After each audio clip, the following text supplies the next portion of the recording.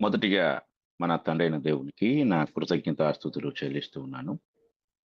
అలాగే నా ప్రియ సహోదరి సహోదరులందరికీ కూడా నా ప్రత్యేకమైన వందనములు తెలియజేస్తూ ఉన్నాను. ప్రియమైన వారలారా, గడిచిన పాఠంలో పరిశుద్ధాత్మని యొక్క పరిమాణము, పరిశుద్ధాత్ముడు దేవుడు మనల్ని తన పరిశుద్ధాత్మ ద్వారా ముద్రించటము, ముద్ర యొక్క వర్తింపు, ముద్ర ద్వారా దేవుడు మనకు అనుగ్రహించిన అనేక ఆశీర్వాదాల గురించి మనం ధ్యానించాం. ఈరోజు మనము పరిశుద్ధాత్మను గురించి నేర్చుకునే మరొక పాఠం ఏంటంటే the fruits of the spirit, అంటే పరిశుద్ధాత్మ యొక్క ఫలములు. పరిశుద్ధాత్మ యొక్క ఫలము గురించి మనము ఇప్పుడు ధ్యానించబోతున్నాం. పరిశుద్ధాత్మ ఫలము అనేది మనం జాగ్రత్తగా గమనించినట్లయితే క్రొత్త నిబంధనలో గలతీయులకు రాసిన పత్రిక 5వ అధ్యాయము 22వ వచనంలో మనకు పరిశుద్ధాత్మ ఫలమును గురించి చెప్పబడతా ఉంది. 5వ అధ్యాయము 22వ వచనం గలతీ పత్రిక.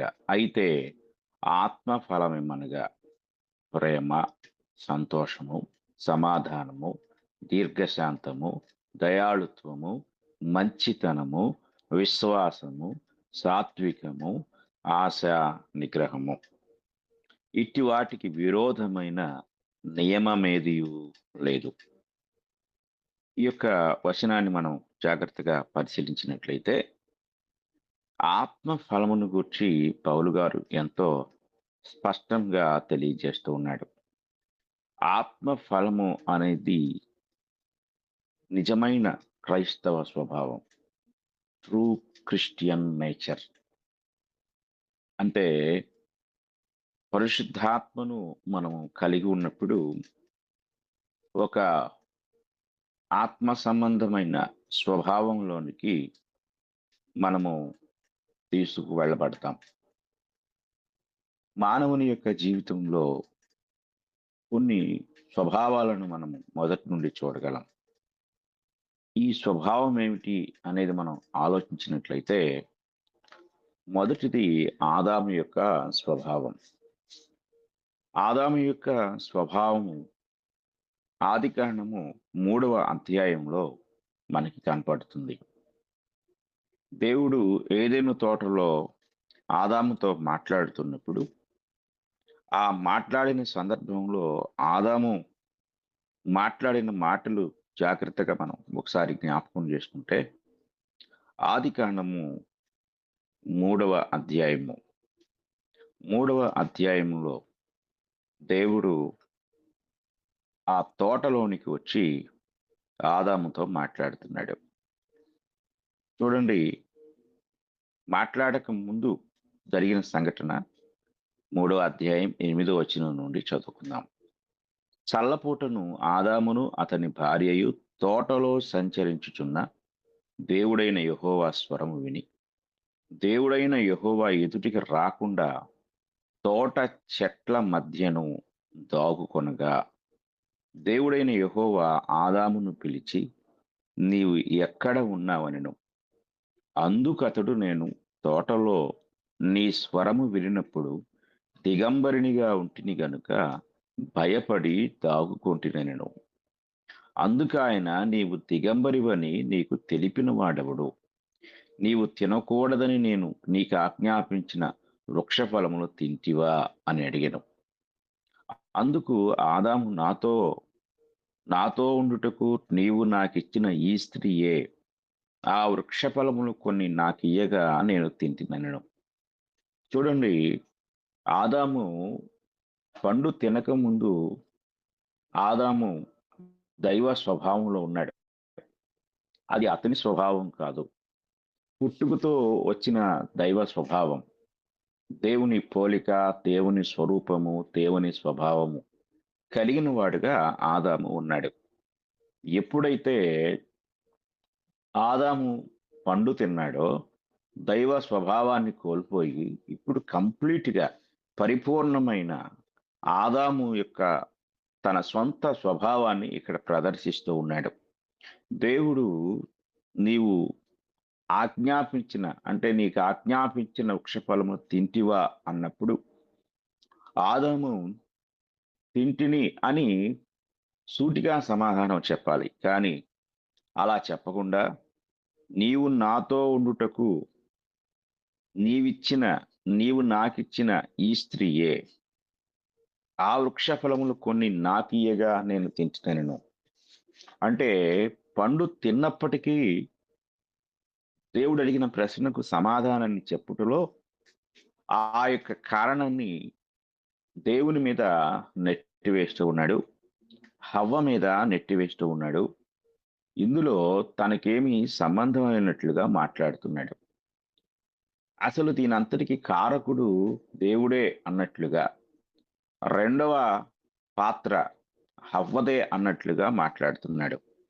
దీనినే నేచర్ ఆఫ్ యాడమ్ అంటారు. ఆదాము యొక్క స్వభావం. ఈ ఆదాము తర్వాత ఇంకా విస్తరించిపోయింది. కాబట్టి మానవుడు దైవ స్వభావాన్ని పోగొట్టుకొని కంప్లీట్‌గా ఆదాము యొక్క స్వభావాన్ని పొందుకున్నాడు. ఆ ఆదాము యొక్క స్వభావము నుండి విడిపించి దైవ స్వభావాన్ని మనకు అనుగ్రహించడానికి క్రీస్తు ప్రభు ఈ లోకములో మన కొరకు జన్మించి మరణించిన సందర్భం మనం క్రొత్త నిబంధనలో చూస్తూ ఉంటాం.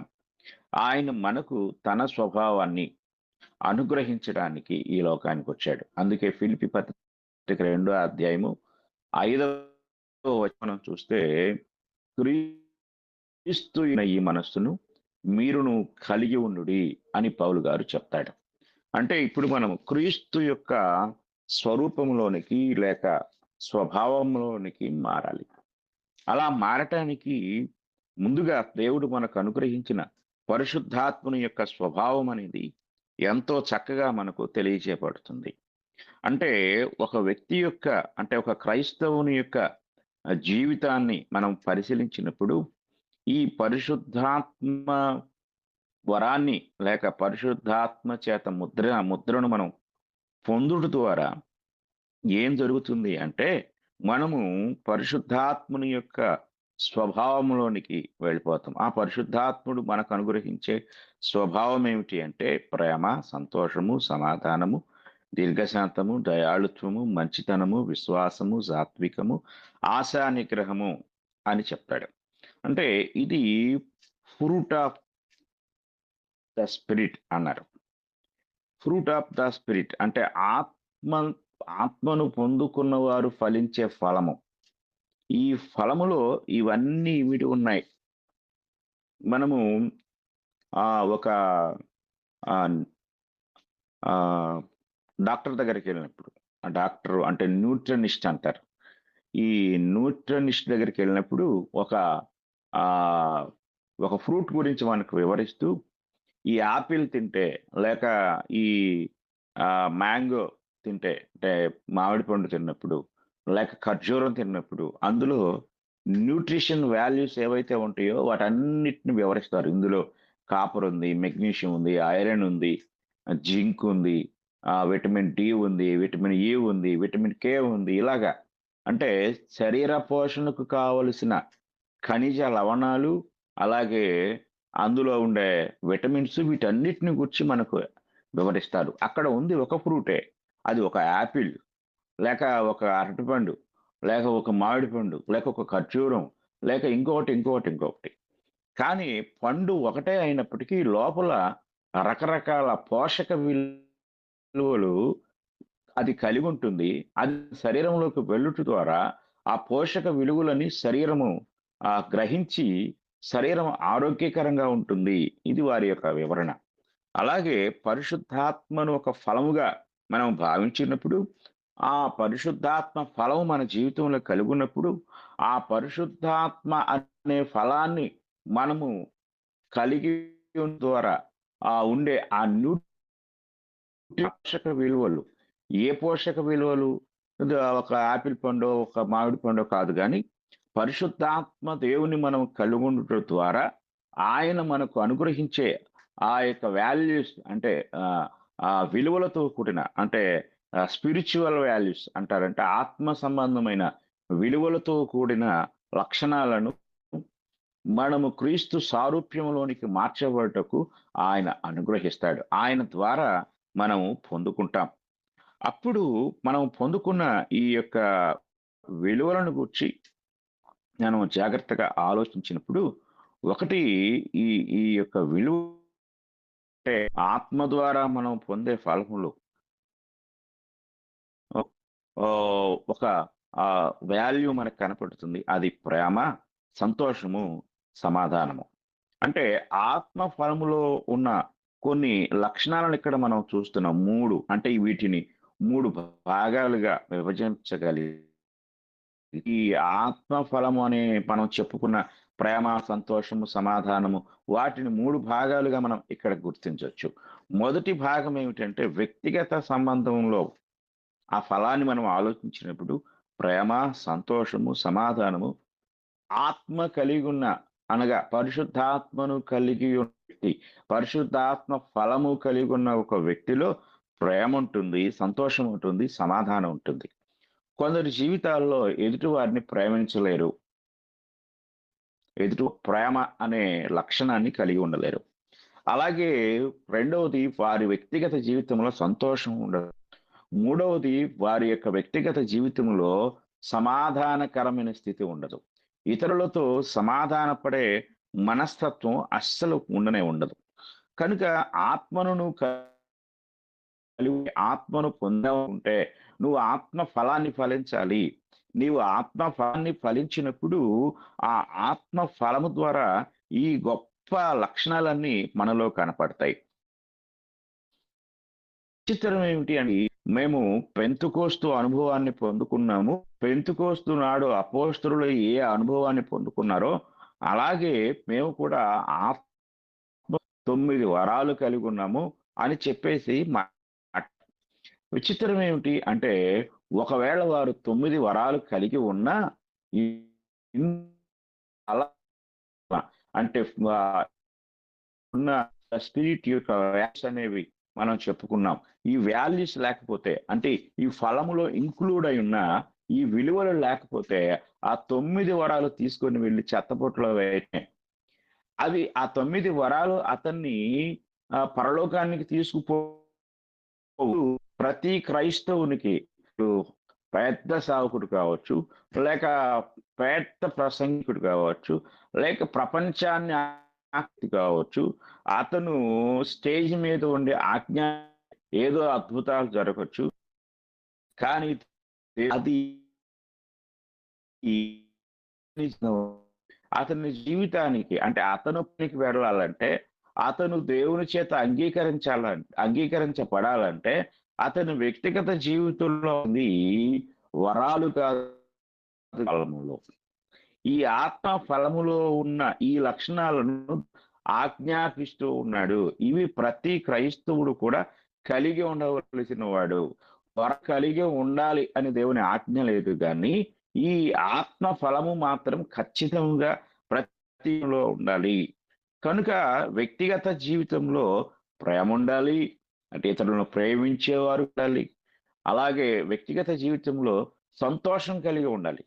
సంతోషానికి మూలం ఏమిటంటే సంతృప్తి. చాలామంది క్రైస్తవులలో సంతృప్తి అనేది ఉండదు. పౌలు గారు తన యొక్క వ్యక్తిగత జీవితాన్ని గురించి మాట్లాడుతూ, ఆయన ఆనందంగా ఉండటానికి కారణాలు చెప్తా ఉంటాడు. ఆయన ఆనందంగా ఉండటానికి గల కారణాలేమిటి అంటే, ఫిలిప్పీయులకు రాసిన పత్రిక మనం చదువుకున్నప్పుడు, ఫిలిప్పీయులకు రాసిన పత్రిక 4వ అధ్యాయంలో 4వ వచనంలో ఆయన చెప్తాడు. ఎల్లప్పుడును ప్రభువునందు ఆనందించుడి. మరలా చెప్పుదును ఆనందించుడి. మీ సహనమును సకల జనులకు తెలియబడనీయుడి. ప్రభు సమీపంగా ఉన్నాడు. దేనిని గూర్చి చింతపడకుడు గాని ప్రతి విషయంలోను ప్రార్థన విజ్ఞాపనముల చేత కృతజ్ఞతాపూర్వకంగా మీ విన్నపములు దేవునికి తెలియచేయుడి అంటాడు. అయితే ఆయన అలా మాట్లాడుతూ క్రిందికి వచ్చినప్పుడు ఆహ్, వారితో అంటే ఫిలిప్పి సంఘంతో మాట్లాడుతూ 11 వచనంలో ఇలా కొన్ని స్పిరిచ్యువల్ వాల్యూస్ చెప్తాడు. ఆత్మ సంబంధమైన విలువలతో కూడిన ఆ లక్షణాలను అక్కడ చెప్తూ ఉంటాడు. నాకు కొదువు కలిగినందున నేనిలాగు చెప్పుట లేదు. నేనే స్థితిలో ఉన్ననో ఆ స్థితిలో సంతృప్తి కలిగియుండ నేర్చుకొనియున్నాను. పరిశుద్ధాత్మను కలిగిన వ్యక్తి మొదట తన జీవితంలో సంతోషంగా ఉండటానికి కారణం ఏమిటి? పౌలు గారు ఆ 4 వచనంలో ఆనందించుడి, ప్రభువునందు ఆనందించుడి, మరలా చెప్పుదును ఆనందించుడి. అంటే అసలు ఈ మాటలు పౌలు గారు మాట్లాడవలసిన మాటలు కాదు. ఎందుకంటే పౌలు గారు రోమ్‌లో నిర్బంధ ఖైదీగా ఉన్నాడు. ఆయన అంటాడు, "ఇదిగో ఈ సంకెళ్ళు ఆహ్, మీకు ఒక గొప్ప సాక్ష్యం" అంటూ ఉంటాడు. అంటే దేని నిమిత్తం నేను బంధించబడ్డానో, దేని నిమిత్తం నేను ఖైదీగా ఉన్నానో, దేని నిమిత్తము ఈ సంఖ్యలో నేను కలిగున్నాను అంటూ ఆయన యొక్క స్థితి చెప్తూ ఉంటాడు. అయితే ఆయన ఆ సంకెళ్ళు కలిగి ఉండటంలో కూడా సంతోషాన్ని కలిగున్నాడు. ఖైదీగా ఉన్నప్పటికీ సంతోషాన్ని కలిగున్నాడు. ఆనందంగా ఉన్నాడు. ఈ ఆనందం ఎలా వస్తుంది అంటే కింద 11 వచనంలో చెప్తున్నాడు. నేనే స్థితిలో ఉన్ననో ఆ స్థితిలో సంతృప్తి కలిగి నేర్చుకొని ఉన్నాను. ఆత్మను కలిగిన వ్యక్తి అనగా పరిశుద్ధాత్మను కలిగిన వ్యక్తి తన జీవితంలో సంతోషంగా ఉండటానికి మూలం ఏమిటంటే సంతృప్తి కలిగిన జీవితం. ఈనాడు చాలామంది సేవకులతో కలిపి విశ్వాసులను కూడా మనము పరిశీలించితే చాలామంది జీవితాల్లో తృప్తి లేదు. చాలామంది జీవితాల్లో సంతోషం లేదు. చాలామంది మానసిక చింతనతో ఉన్నారు. అందుకే పౌలు అంటున్నాడు, "దేనిని గూర్చియు చింతపడకుడి గాని." ఎప్పుడు మన జీవితంలో సంతోషం ఉంటుందో మనకి చింత ఉండదు. సంతోషానికి మూలం సంతృప్తి. చాలామంది జీవితాల్లో ఈ సంతృప్తి లేదు. వారు కలిగి ఉన్న వాటితో సంతృప్తి కలిగి ఉండే లక్షణాలు చాలా మందిలో లేవు. సంతృప్తి ఎప్పుడు దూరమైపోతుందో మనలో సంతోషం దూరమైపోతుంది. పౌలు తన యొక్క సువార్త జీవితంలో, తన వ్యక్తిగత జీవితంలో ఆయన ఎలాంటి సంతృప్తి కలిగి ఉన్నాడో చెప్తున్నాడు. నేనే స్థితిలో ఉన్ననో ఆ స్థితిలో సంతృప్తి కలిగి నేర్చుకొని ఉన్నాను. దీన స్థితిలో ఉండనెరుగుదును, సంపన్న స్థితిలో ఉండనెరుగుదును, ప్రతి విషయంలోనూ అన్ని కార్యములలోనూ కడుపు నిండియుండుటకును, ఆకలి కొనియుండుటకును, సమృద్ధి కలిగియుండుటకును, లేమిలో ఉండుటకును నేర్చుకొని ఉన్నాను. నన్ను బలపరచు వాని యందే నేను సమస్తమును చేయగలను. ఆత్మ ఫలములో ఒకటి సంతోషం. సంతోషానికి మూలం సంతృప్తి. ఏ క్రైస్తవుని జీవితంలో దేవుడు తనకు అనుగ్రహించిన వాటితో సంతృప్తి చెందే స్వభావం ఉండదో, అతనిలో సంతోషం ఉండదు. అతనిలో సంతోషం లేదంటే అతడు ఆత్మను కలిగిన వాడు కాదు. ఆత్మ ఫలము అతనిలో లేదు.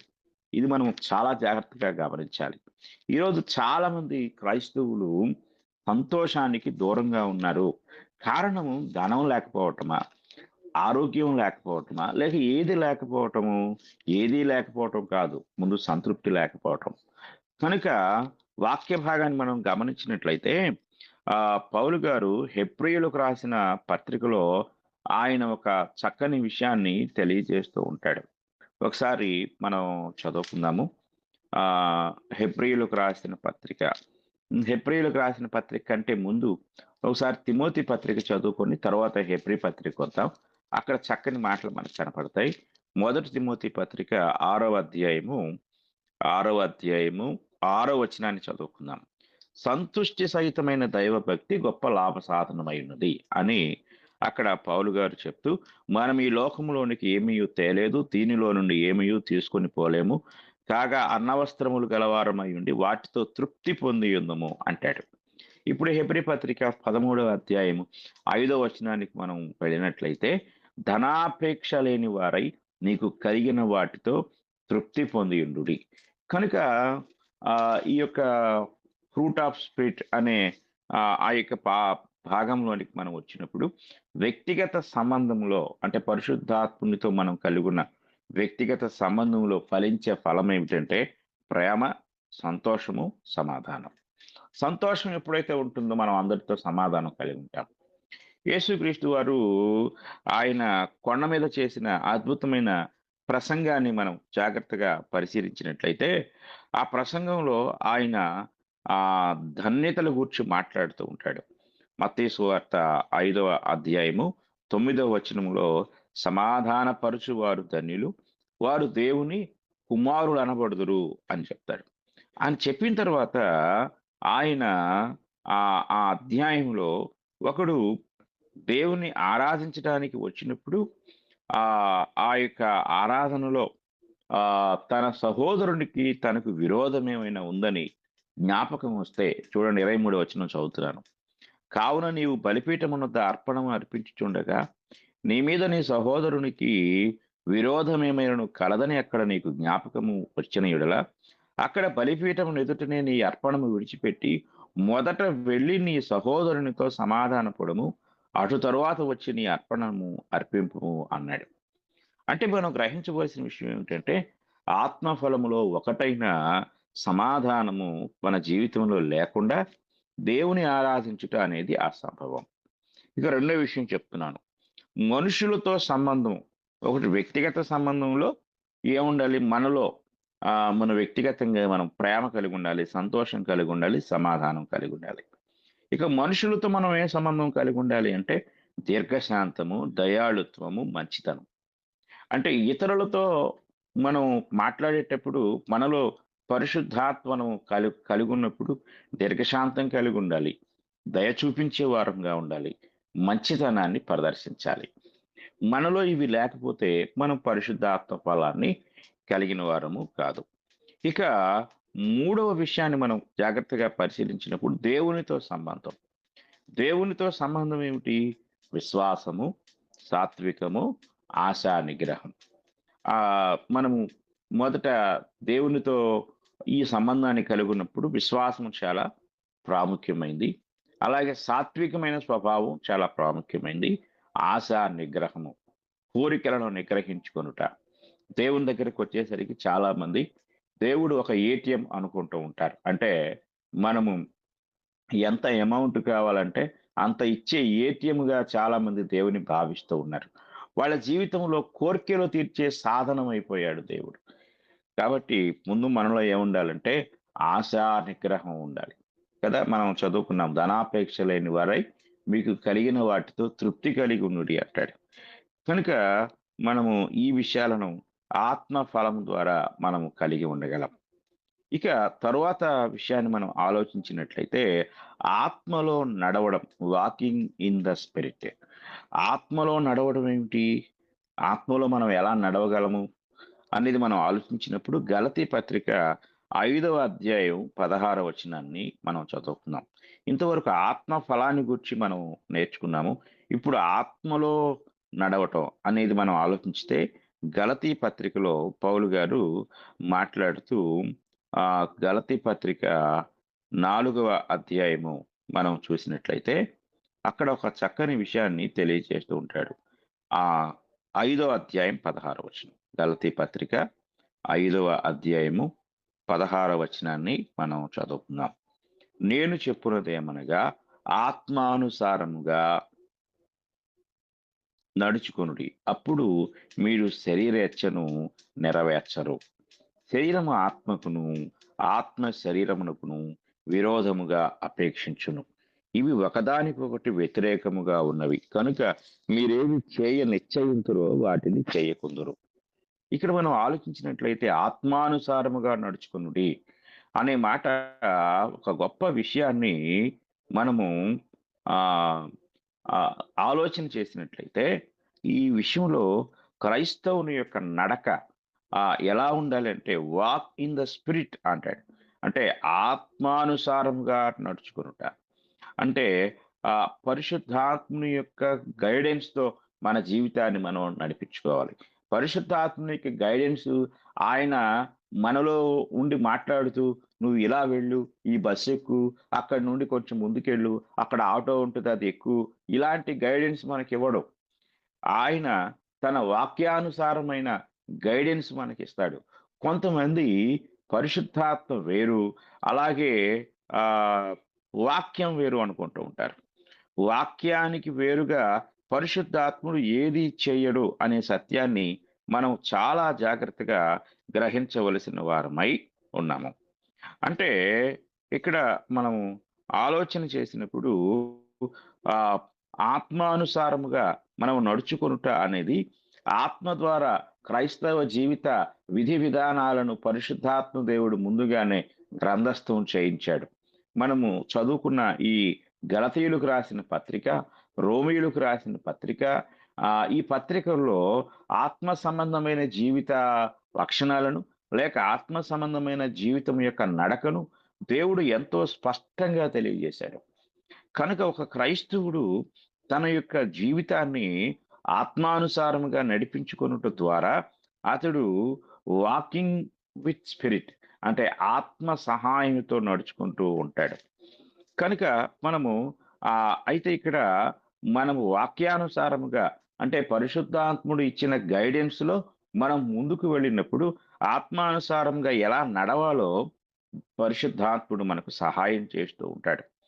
ఇక్కడ మనం గ్రహించవలసిన విషయం ఏంటంటే, పరిశుద్ధాత్ముడే మన పట్ల ఒక బాధ్యత కలిగి ఉంటాడు.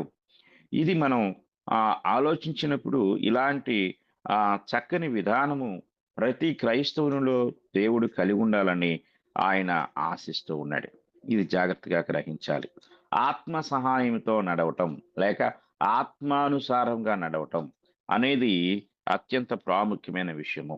అంటే మన జీవితంలో ఆత్మానుసారమైన నడక లేకపోయినట్లయితే మనము క్రైస్తవులము కాదు. కొందరు క్రైస్తవులమని చెప్పుకుంటూ శరీర సంబంధమైన విధానములో నడుస్తూ ఉంటారు. కనుక మనము ఆ కింద 19 వచనానికొస్తే, శరీరానుసారమైన నడకను గూర్చి మాట్లాడుతూ, శరీర కార్యములు స్పష్టమై ఉన్నవి. అవేవనగా జారత్వము, అపవిత్రత, కాముకత్వము, విగ్రహారాధన, వ్యభిచారము, ద్వేషములు, కలహము, మత్సరములు, క్రోధములు, కక్షలు, భేదములు, విమతములు, అసూయలు, మత్తతలు, అల్లరితో కూడిన ఆటపాటలు మొదలైనవి. వీటిని గూర్చి నేను మునుపు చెప్పిన ప్రకారము ఇట్టి వాటిని చేయువారు దేవుని రాజ్యమును స్వతంత్రించుకొనరని మీతో స్పష్టముగా చెప్పుచున్నాను. ఇది శరీరాన్ని అనుసరించి నడిచే నడక. కింద 22 వచనంలో చెప్పబడింది ఆత్మఫలము. అది ఆత్మను అనుసరించి నడిచే నడక. కనుక ఈ 2 తేడాలు మనం గ్రహించాలి. ఈ 2 తేడాలు మనం గ్రహించినప్పుడు క్రైస్తవుడు నడవవలసిన నడక, అంటే పరిశుద్ధాత్మ చేత ముద్రించబడిన వాడు ఎలాంటి నడక నడవాలి? మనం అలాంటి నడక నడుస్తున్నామా? మనం అలాంటి నడక నడవలేకపోయినట్లయితే పరిశుద్ధాత్ముడు దుఃఖపడతాడు. పరిశుద్ధాత్ముడు దూరం అయిపోతాడు, మనలో నుండి వెళ్ళిపోతాడు. కనుక క్రైస్తవుడు ఆత్మను పొందుకున్నప్పుడు ఆత్మానుసారమైన నడక నడవటంలో అతడు బాధ్యుడుగా ఉన్నాడు. ఆత్మ ఫలము ఫలించవలసిన వాడుగా ఉన్నాడు. కనుక ఇక్కడ 16 వచనంలో అంటున్నాడు కదా, నేను చెప్పున్నదేమనగా ఆత్మానుసారముగా నడుచుకొనుడి. ఆత్మానుసారముగా అంటే ఆత్మను ఫాలో అవ్వండి, అనగా అనుసరించండి. అనగా ఆత్మ లక్షణాలను అనుసరించండి. ఆత్మ స్వభావాన్ని అనుసరించండి. ఆత్మ పరిశుద్ధాత్ముడు ఎలాంటి లక్షణాలు కలిగి ఉన్నాడో, ఎలాంటి స్వభావం కలిగి ఉన్నాడో స్పష్టంగా ఆయన గ్రంథంలో తెలియజేశారు. అలాంటి జీవితాన్ని జీవించటం ద్వారా మనము ఆత్మానుసారమైన నడకను కలిగి ఉంటాము అనే విషయాన్ని గ్రహించవలసిన వారమై ఉన్నాం. తర్వాత మనము ఆ పరిశుద్ధాత్ముని చేత నూతన పరచబడుతూ ఉంటాం. ఆయన మనల్ని నూతన పరుస్తాడు.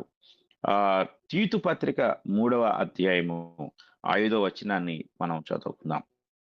తీతు పత్రిక 3వ అధ్యాయము 5వ వచనాన్ని మనం చదువుకున్నట్లయితే అక్కడ పౌలు గారు ఇలాగ రాస్తారు. మనము నీతిని అనుసరించి చేసిన క్రియల మూలముగా కాక తన కనికరము చొప్పునని పునర్జన్మ సంబంధమైన స్నానము ద్వారాను పరిశుద్ధాత్మ మనకు నూతన స్వభావము కలుగు చేయటం ద్వారాను మనలను రక్షించెను.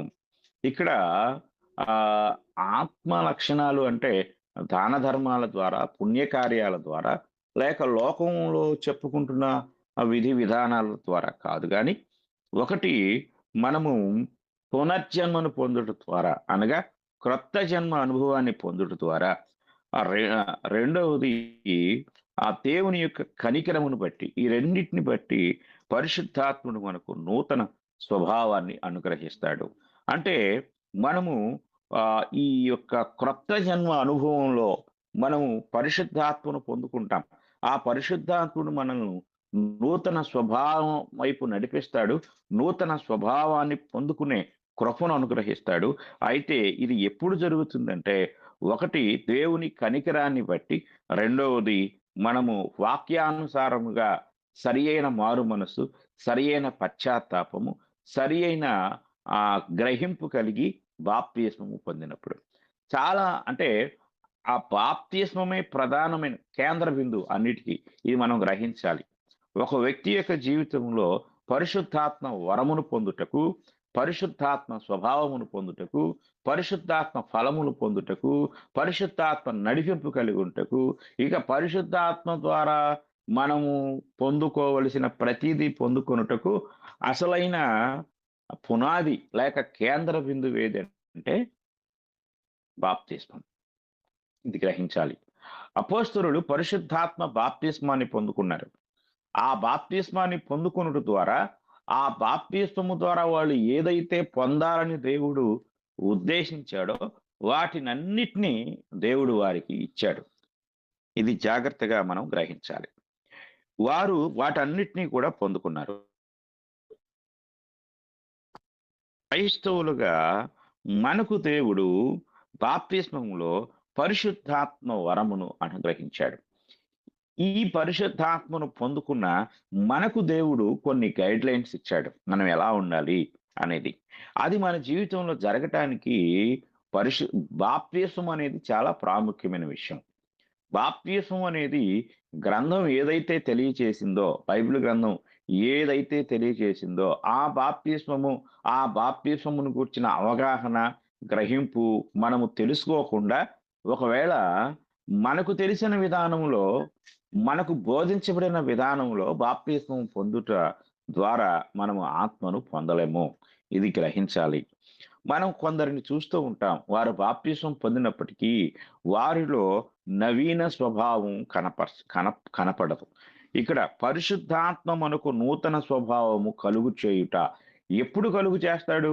కొంతమంది అంటారు, మీరు ఆత్మను పొందుకోవాలంటే ఓ 40 రోజులు ఉపవాసం ఉండి ప్రార్థించుట ద్వారా మీకు ఆత్మను మీరు పొందుకుంటారు.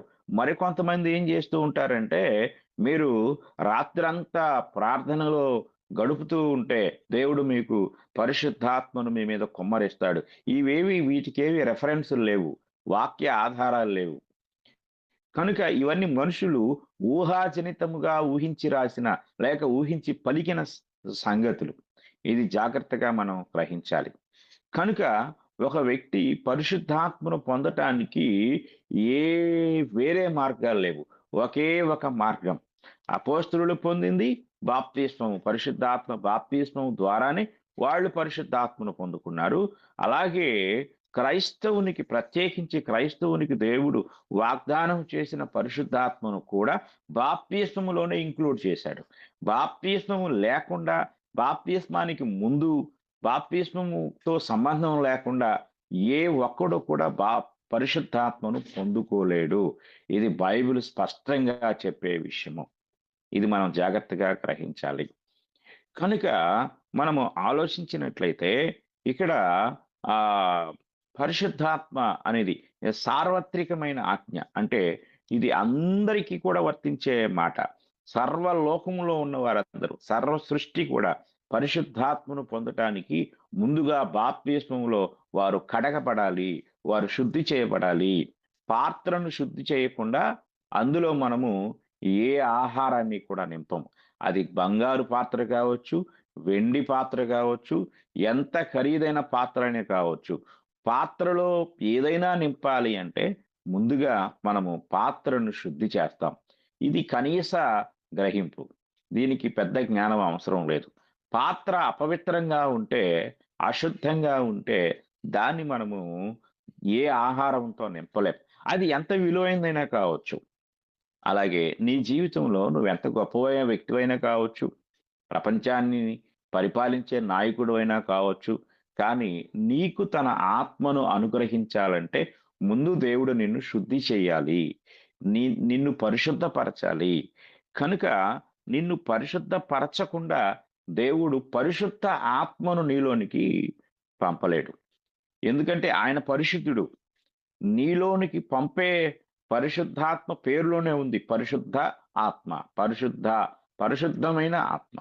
కనుక ఆ పరిశుద్ధమైన ఆత్మను నీకివ్వాలంటే నీవు పాపంతో, అపవిత్రమైన జీవితంతో, దుష్టత్వంతో, సాతాను తత్వంతో, లౌకిక తత్వంతో నింపబడి నీ జీవితం అంతా మాలిన్యముతో ఉంటే పర్లేదులే ఆయన చూసుకుంటాడు అని దేవుడు నీకు ఆత్మను అనుగ్రహించడు.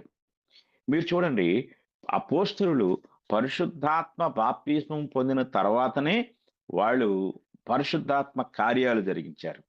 అలాగే పేతురు బోధ విన్న 3000 మంది బాప్తిస్మం పొందిన తర్వాతనే పేతురు వాగ్దానం చేశాడక్కడ. ఆఫర్ చేశాడు. ఏమంటే, మీరు మారు మనసు పొంది పాప క్షమాపణ నిమిత్తము ప్రతివాడు యేసుక్రీస్తు నామమున బాప్తిస్మము పొందుడి. అప్పుడు మీరు పరిశుద్ధాత్మ అను వరము పొందుదురు అన్నాడు. అంటే అప్పుడు అంటే ఆ తరువాత అని అర్థం. కనుక ఇక్కడ చాలామంది పరిశుద్ధాత్మను గూర్చిన బోధలో పొరపాట్లు పడిపోయారు. కనుక కొంతమంది ఆ బాప్తిస్మం అక్కర్లేదు. ముందు నువ్వు పరిశుద్ధాత్మను పొందాలి. పరిశుద్ధాత్మను పొందిన తర్వాతే నీకు బాప్తిస్మము అనే దానికి ఏ వాక్య ఆధారము కూడా లేదు. ఇది చాలా జాగ్రత్తగా గ్రహించవలసిన వారమై ఉన్నాం. ఒక్క అపోస్తలుల కార్యం 10వ అధ్యాయంలో మాత్రమే యూదులను అన్యులను యూదులతో సమానులుగా చేయడానికి యూదా జాతికి, అన్యజాతికి మధ్య ఉన్న భేదాన్ని తొలగించి, అన్యజనులు కూడా దేవుని సంకల్పంలో యూదులతో సమాన పాలిభాగస్తులుగా ఉన్నారు అని దేవుడు పేతురుకు తెలియచేయటానికి అక్కడ పరిశుద్ధాత్మను అనగా అపోస్తలుల మీద కుమ్మరించిన పరిశుద్ధాత్మను అక్కడ ఉన్న అన్యజనుల మీద కూడా కుమ్మరించటం జరిగింది. అంతకు మించి ఎక్కడా కూడా పరిశుద్ధాత్ముడు బాప్తిస్మం లేకుండా పరిశుద్ధాత్మను అనుగ్రహించలేదు. ఇది సార్వత్రికమైన ఆజ్ఞ. కొర్నేలి సందర్భంలో పొందుకున్న ఆ పరిశుద్ధాత్మ పరిమితమైన కొందరికి మాత్రమే వర్తించింది. ఇంకెక్కడ బైబిల్‌లో ఆ సందర్భం ఎక్కడ జరగలేదు. కానీ సార్వత్రికమైన ఆజ్ఞలో పేతురు చెప్పినట్లుగా ఇది మీకు, మీ పిల్లలకు, దూరస్తులందరికీ అంటాడిక. అంటే ఇక సర్వలోకంలో ఉన్న వారందరూ కూడా పరిశుద్ధాత్మను పొందాలంటే ముందు బాప్తిస్మం పొందాలి. పాప క్షమాపణ పొందాలి. మారు మనసు పొందాలి. మారు మనసు లేకుండా, పాప క్షమాపణ లేకుండా నీకు పరిశుద్ధాత్ముడు అనుగ్రహించబడడు.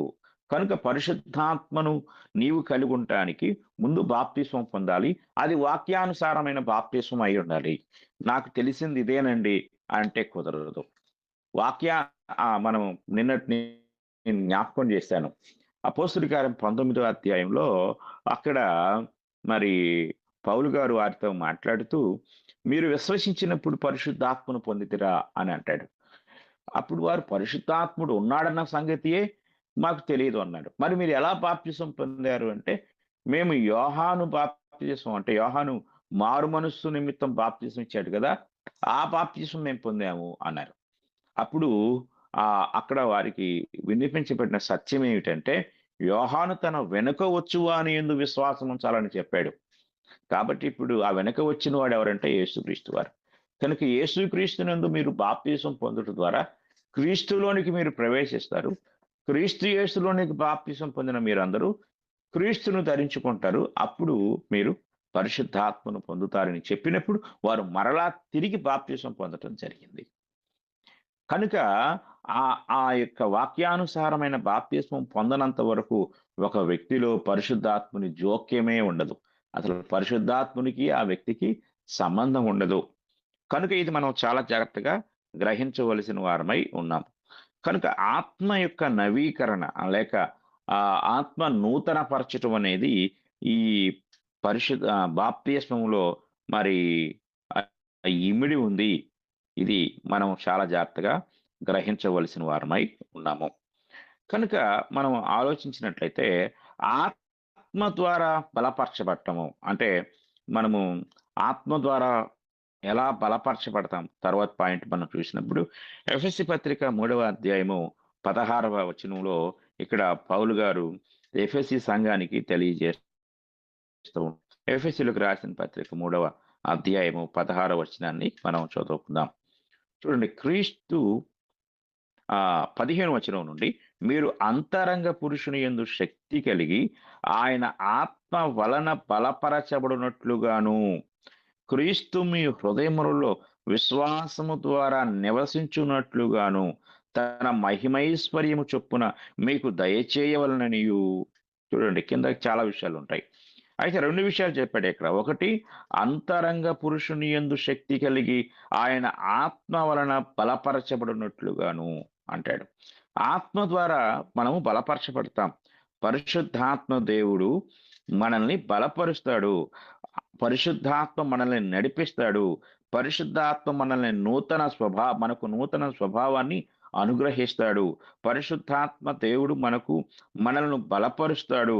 ఇది చాలా జాగ్రత్తగా మనం గ్రహించవలసిన వారమై ఉన్నాం.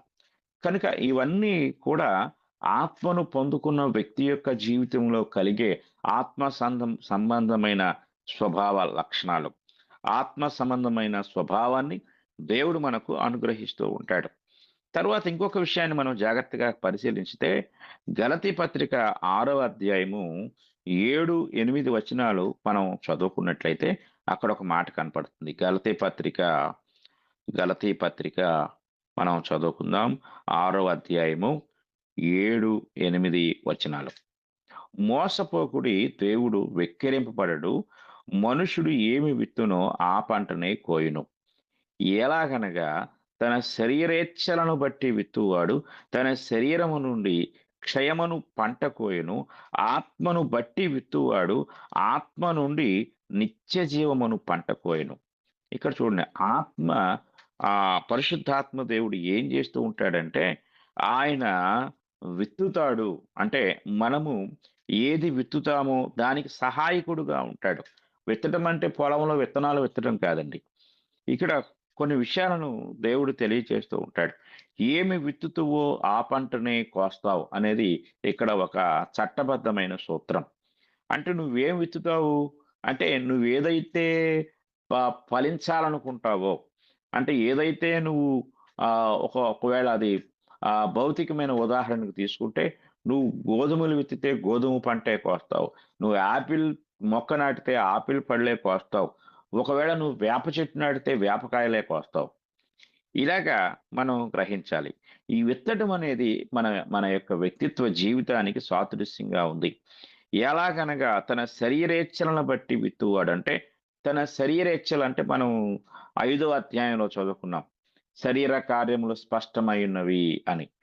వాటిని బట్టి మనం విత్తినట్లయితే, అంటే అలాంటి జీవితాన్ని అనుసరించి జీవించినట్లయితే దానికి దాని ప్రతిఫలాన్ని నువ్వు పొందుకుంటావు.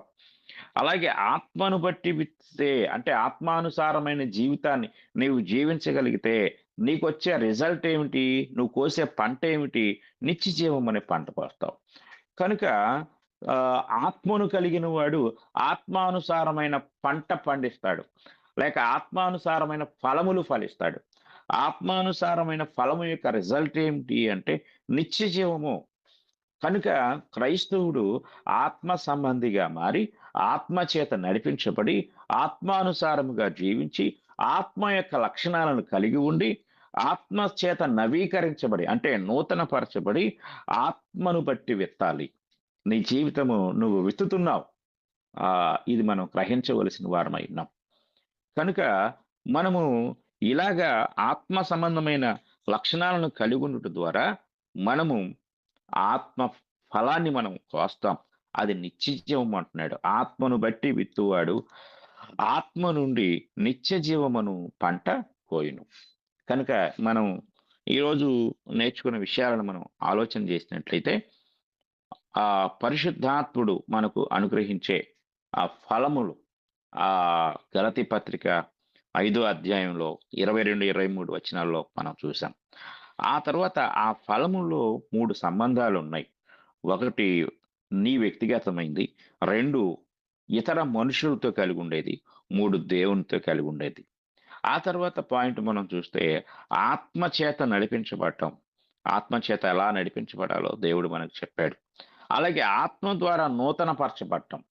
ఆత్మ మనల్ని ఎలా నూతన పరుస్తాడు అనేది ఇంతకు ముందే మనము జ్ఞాపకం చేసుకున్నాం.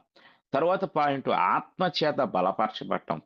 ఆత్మ ఎలా బలపరుస్తాడు మనల్ని? అలాగే ఆత్మను బట్టి విత్తడం. ఆత్మను బట్టి విత్తుట అనే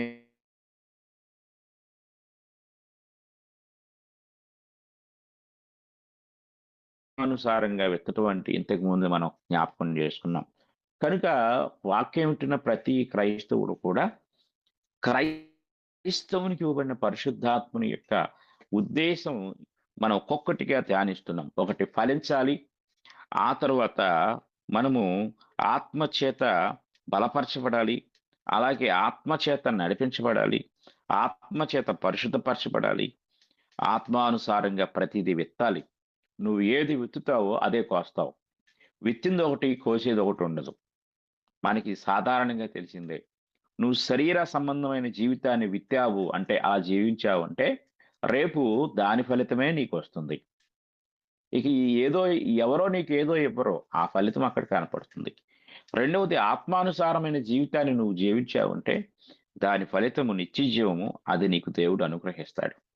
కనుక ఇలాగ క్రైస్తవులుగా మనం ఆత్మచేత ఎలా నడిపించబడాలో అనే సత్యాన్ని ఒక్కొక్కటిగా మనం నేర్చుకుంటూ, ఆత్మానుసారమైన జీవితాన్ని జీవిస్తూ, దేవుని ద్వారా మనము ఆశీర్వదించబడాలని నేను మీకు స్పష్టంగా తెలియజేస్తూ, ఈ మాటలు ముగిస్తూ ఉన్నాను. ఇంతవరకు శ్రద్ధతో విన్న ప్రతి ఒక్కరికి నా హృదయపూర్వక వందనములు తెలియజేస్తూ ఈ మాటలు ముగిస్తున్నాను.